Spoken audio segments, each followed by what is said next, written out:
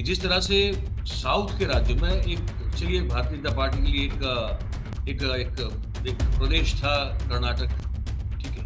वहाँ वो मजबूत थी और वो बारी-बारी सरकारें भी बनी और इस बार जिस तरह से वहाँ से भारतीय जनता पार्टी को जो मुँह की खानी पड़ी। उसके बाद अब तेलंगाना में भी जहाँ दिखता है साफ कि भाजपा कहीं भी जो है वो उस लड़ाई में है नहीं। हाँ, ये बात और है कि प्रधानमंत्री जी रोड शो करते हैं।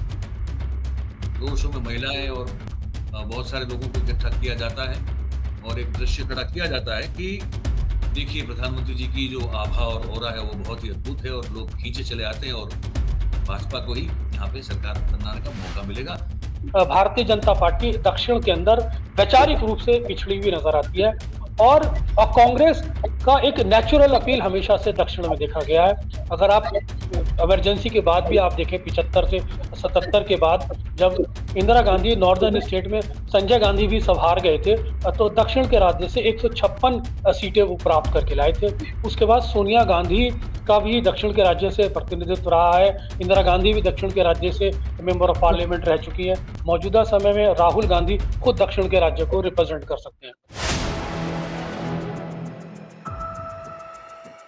दोस्तों नमस्कार। 4 पीएम गुजरात पर आप सभी का बहुत-बहुत स्वागत है। मैं हूँ आपका दोस्त मयूर जानी।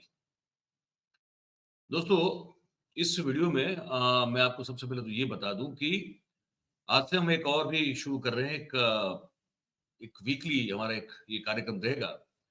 हर बुधवार को आपको ये कार्यक्रम आपको देखने को मिलेगा।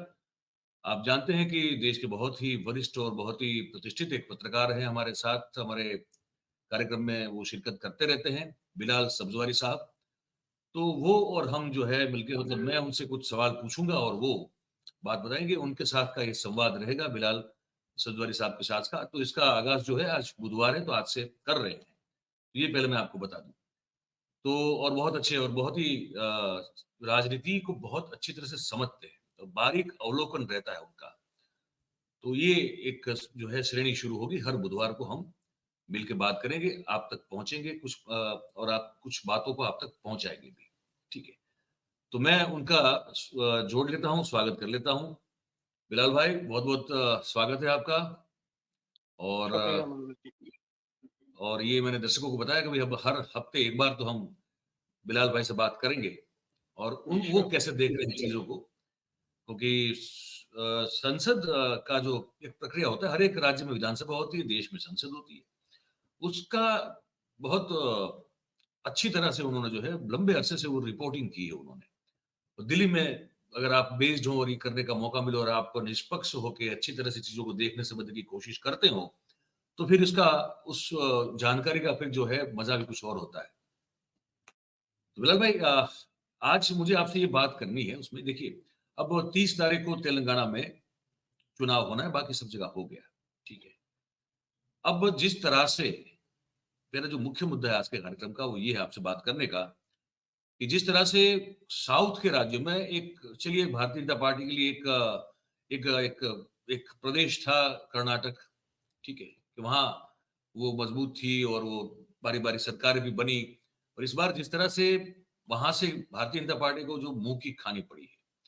उसके बाद अब तेलंगाना में भी जहाँ दिखता है साफ कि भाजपा कहीं भी जो है वो उस लड़ाई में है नहीं। हाँ, ये बात और है कि प्रधानमंत्री जी रोड शो करते हैं। रोड शो में महिलाएँ और बहुत सारे लोगों को इकट्ठा किया जाता है और एक दृश्य खड़ा किया जाता है कि देखिए प्रधानमंत्री जी की जो आभा और ऑरा है वो बहुत ही अद्भुत है और लोग खींचे चले आते हैं और भाजपा को ही यहाँ पे सरकार बनाने का मौका मिलेगा और घोषणा भी की जाती है कि सरकार बनी तो पिछड़े वर्ग में से किसी को मुख्यमंत्री बना दिया जाएगा। हालाँकि राहुल गांधी समेत और लोग जो है इसकी बहुत उन्होंने मज़ाक भी बना के रखा है कि आप 2% वोट तो लाके दिखाइए। तो सवाल ये है कि आपकी नज़र में पहला सवाल ये है कि आपकी नज़र में क्या अब साउथ में से Bharatiya Janata party almost almost शून्य हो चुकी है? या आपको लगता है कोई उम्मीद बाकी है उनके लिए भी? देखिए मयूर जी, बहुत ही अच्छा सवाल है और स्थिति के परिप्रेक्ष्य में इसकी प्रासंगिकता है इस सवाल की। दरअसल कर्नाटक हारने के बाद जो एक महत्वपूर्ण स्टेट है दक्षिण राज्य में और जहाँ से भारतीय जनता पार्टी को एक मजबूत पकड़ मिलती थी और दक्षिण के राज्यों में उसका एक वर्चस्व स्थापित होना शुरू हो गया था। वहाँ से लोकसभा की 28 सीटें भी आती हैं और जिस तरह से वहाँ पर कांग्रेस पार्टी ने भारतीय जनता पार्टी को एक एक बड़े बहुमत के साथ परास्त किया है, ये दक्षिण के दृष्टिकोण से काफी महत्वपूर्ण और चिंताजनक है भारतीय जनता पार्टी के। और साथ ही साथ अब जो मौजूदा तेलंगाना का चुनाव है, वहाँ पे भी लोकसभा की 17 सीटें आती हैं और वहाँ पे भी भारतीय जनता पार्टी पूरी तरह सीन से बाहर हो गई है। तो ये दक्षिण के राज्यों में, खासतौर से दक्षिण के अंदर महत्वपूर्ण अगर राज्य देखे जाएँ तो उसमें तेलंगाना है, आंध्र प्रदेश है, कर्नाटक है, तमिलनाडु है और केरल है। तो केरल के अंदर लगभग 20 सीटें हैं, तमिलनाडु में 39 सीट्स हैं, और कर्नाटक में 28 सीटें हैं, अ, आंध्र प्रदेश में 25 सीटें हैं और तेलंगाना में 17 सीटें हैं। तो कुल मिला के इनका टोटल 129 सीटें बैठता है, जिसमें से अगर आप कर्नाटक और आंध्र, जहाँ पर भारतीय जनता पार्टी की अच्छी पकड़ थी, इन दोनों सीटों की, राज्यों की लोकसभा सीट मिला दें तो ये 45 सीटें लगभग बैठती हैं। तो सीधे सीधे रूप से अगर आप देखें, तो कर्नाटक में भारतीय जनता पार्टी पिछले विधानसभा चुनाव में कमजोर हुई थी और उसके बाद वो उम्मीद की जा रही थी कि वो शायद आंध्रा से बैकअप करे, लेकिन आंध्रा में भी वो पूरी तरह एक साइड लाइन होती नजर आ रही है। लोगों का अनुमान यह है कि वो तीसरे चौथे नंबर पर खिसक गई है पार्टी, और जो उसका स्पेस था वो सारा कांग्रेस ने ऑक्युपाई कर लिया है। तो इस दृष्टिकोण से तो भारतीय जनता पार्टी के लिए एक चिंता का विषय है कि वो आने वाले 2024 के लोकसभा चुनाव जो बहुत करीब है, वहां से दक्षिण के राज्यों से किस तरह से कमबैक करेगी, क्योंकि उसके दोनों मजबूत किले, खास तौर से कर्नाटक और उसके बाद आंध्रा, तेलंगाना, दोनों जगह वो बहुत ज्यादा कमजोर पार्टी हो गई है। और दक्षिण के राज्यों में अगर आप तमिलनाडु की बात करें तो तमिलनाडु में क्षेत्रीय दलों के माध्यम से वो थोड़ा बहुत सपोर्ट प्राप्त कर सकती है। वहाँ पे 2 क्षेत्रीय दल हैं, डीएमके और एआईडीएमके। तो डीएमके जो एक नेचुरल अलाई रहा है कांग्रेस पार्टी का, और एआईडीएमके संभावित अलाई हो सकता है। लेकिन एआईडीएमके का जो तमिलनाडु का जो क्षेत्रीय नेतृत्व है, वो भारतीय जनता पार्टी के क्षेत्रीय नेतृत्व से अभी तक ट्यून्ड नहीं हो पाया है। वहीं आप अगर आंध्र की बात करें, आंध्र से 25 सीटें आती हैं, वहाँ जगन मोहन रेड्डी और चंद्रबाबू नायडू 2 बहुत महत्वपूर्ण पार्टीज मानी जाती हैं और 2 बहुत महत्वपूर्ण चेहरे होते हैं। इन दोनों में से भारतीय जनता पार्टी किसके साथ कोऑर्डिनेट करेगी, ये तो भविष्य बताएगा। लेकिन ये दोनों पार्टियां मौजूदा परिस्थितियों में माइनॉरिटी सपोर्टेड पार्टियां हैं। और जिस तरह से दक्षिण के राज्यों में जो भी क्षेत्रीय दल है, चाहे वो जनता दल सेकुलर की बात करें, वो भारतीय जनता पार्टी के साथ खड़े होने के चक्कर में आइसोलेट हुआ। इसी तरह तेलंगाना में बीआरएस भी इसी परसेप्शन में लिपट गई कि वो भारतीय जनता पार्टी के साथ हैंड एंड ग्लव्स है। तो इन इन दोनों पर भी, जगन मोहन रेड्डी और कह सकते हैं चंद्रबाबू नायडू पर भी इस राजनीति का दबाव रहेगा कि अगर वो भारतीय जनता पार्टी के साथ जाते हैं तो उनका माइनॉरिटी वोट बैंक खिसक सकता है। तो ये प्रेशर भी रहेगा। कर्नाटक की बात है तो कर्नाटक में 28 सीटें हैं और केरल में तो कांग्रेस एंड वाम दल एक दूसरे के साथ हैं। तो कुल मिलाकर भारतीय जनता पार्टी के लिए दक्षिण राज्यों में मेरे को एक बहुत कठिनाई नजर आती है।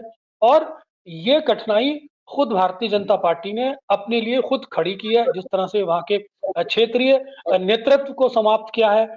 कर्नाटक के अंदर आप देखें और तेलंगाना में कोई महत्वपूर्ण फेस नहीं दे पाई। तो ये इसको एक महत्वपूर्ण कारण देख रहा हूँ।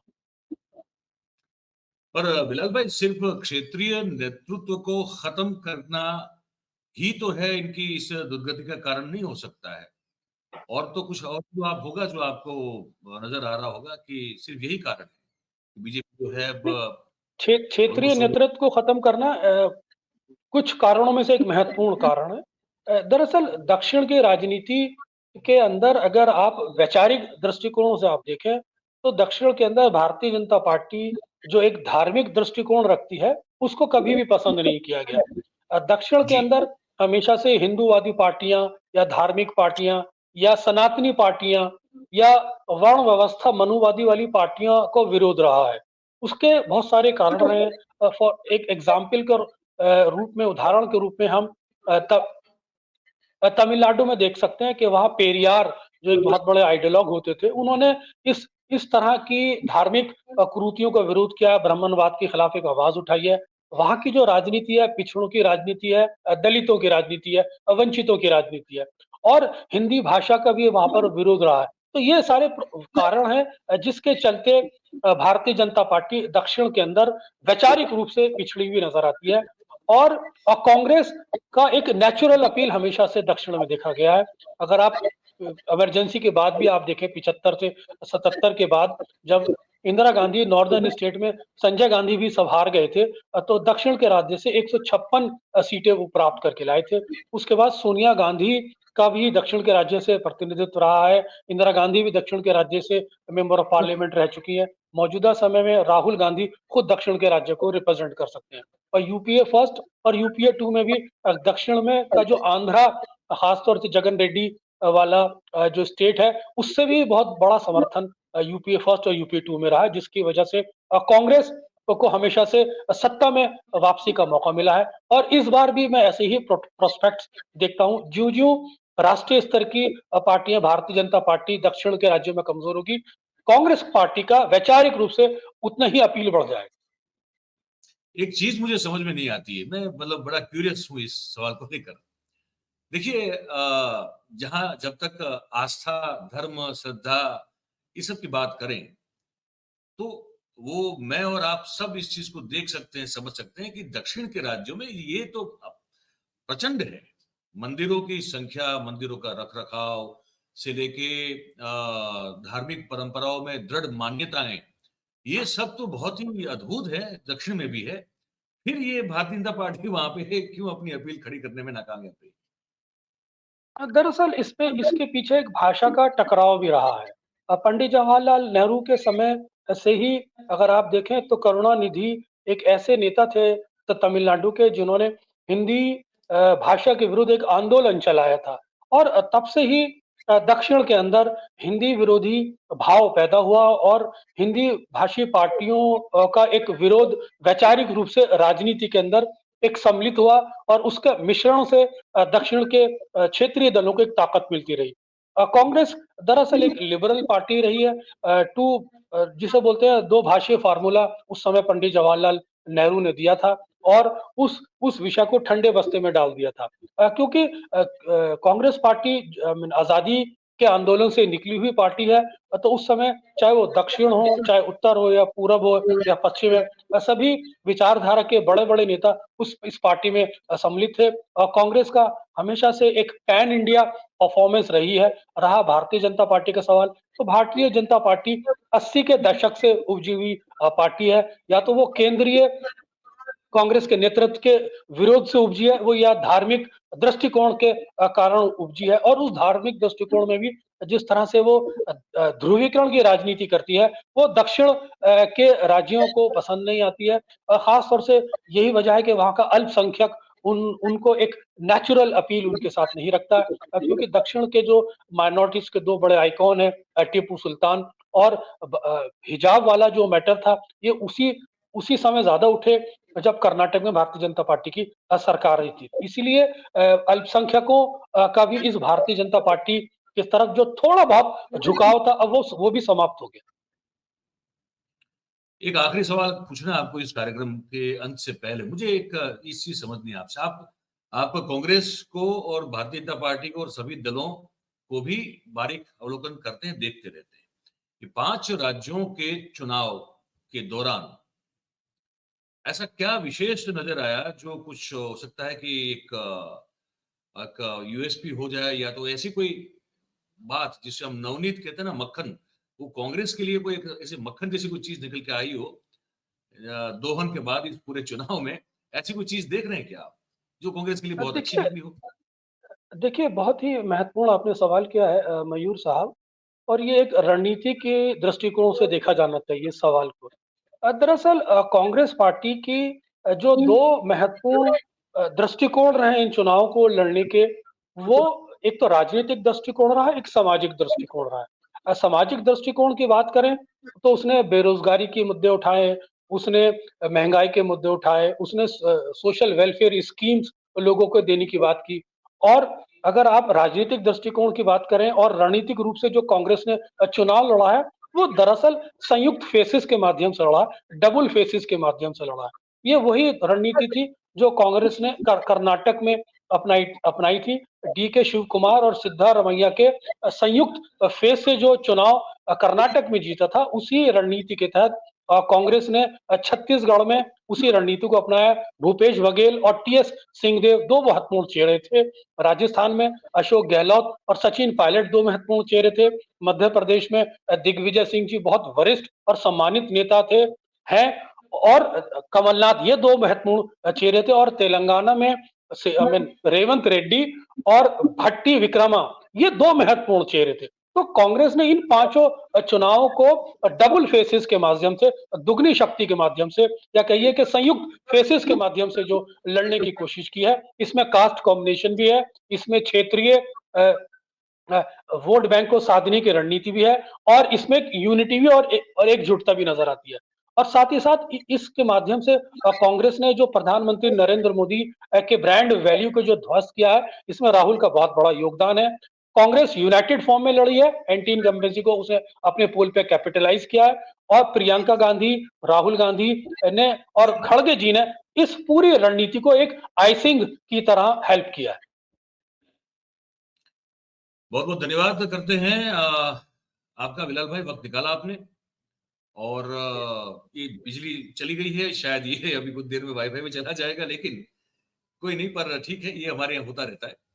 तो आपने बहुत अच्छी कुछ बातें रखी, और कांग्रेस का जो आपने आकलन किया और भारतीय जनता पार्टी को जिस तरह से आपने बताया कि दक्षिण के राज्यों में ये स्थिति जो है वो क्यों बनी है, मुझे लगता है कि दर्शकों के लिए बड़ी एक अच्छी जानकारी होगी। क्योंकि देखिए, ये जो हमारा, जो हम लोग ये यूट्यूब पे शो करते हैं, वो सिर्फ वही नहीं होता है कि हम कुछ जो है आपको ऐसी जानकारी देना ही मतलब वो रखें कि जिसमें आपको एक्साइटमेंट आ जाए, लेकिन कुछ चीजें जो होती हैं वो बड़ी जमीन पर जो जुड़ी हुई होती है जमीन से, उसको आप तक पहुंचाना, चाहे वो हो सके इतनी इतनी आपको रोमांचक ना लगे, लेकिन जानकारी के तौर पर बड़ी अच्छी होती है। तो ये बड़ी अच्छी जानकारी बिलाल भाई ने जो है आप तक पहुंचाई है। बिलाल भाई, बहुत बहुत धन्यवाद आपका। ऐसे ही जो है हर बुधवार को हम आपके शुक्रिया। साथ बात करते रहेंगे। आपने वक्त निकाला, बहुत बहुत शुक्रिया। धन्यवाद। शुक्रिया। तो शुक्रिया मयूर भाई। तो जी, बिल्कुल, बिल्कुल। तो दोस्तों, ये बिलाल भाई थे हमारे, बिलाल सब्जवारी साहब। और मैं उम्मीद करता हूँ कि जो बात उन्होंने बिल्कुल एक एक जिसे इसे आकलन कहते हैं। देखिए, ये जो आपने सुना वो प्रॉपर आकलन था। तो आकलन आपको अच्छा लगा होगा, आपको आपकी जानकारी में वृद्धि हुई होगी, ये मान के चलता हूँ मैं। और इसी तरह हम हर बुधवार को बात करते रहेंगे। तो आप सब हमारे साथ जुड़ते रहिएगा, ये उम्मीद है, आशा है, अपेक्षा है। और ये जो अभी बातचीत हुई, वो आपको कैसी लगी, वो जो है आप हमको ज़रूर लिख के बताइएगा कमेंट बॉक्स में। और बात अगर आपको हमारी सही लग रही हो, पसंद आ रही हो, तो फिर इस वीडियो को लाइक कीजिए, इस वीडियो की लिंक को शेयर कीजिए, और हमारे जो चैनल है 4PM गुजरात, उसको आप सब्सक्राइब करें और अपने आस-पास के लोगों से करवाएँ। बहुत-बहुत धन्यवाद आप सभी का जो इस कार्यक्रम में हमारे साथ जुड़े। Thank you very much. नमस्कार।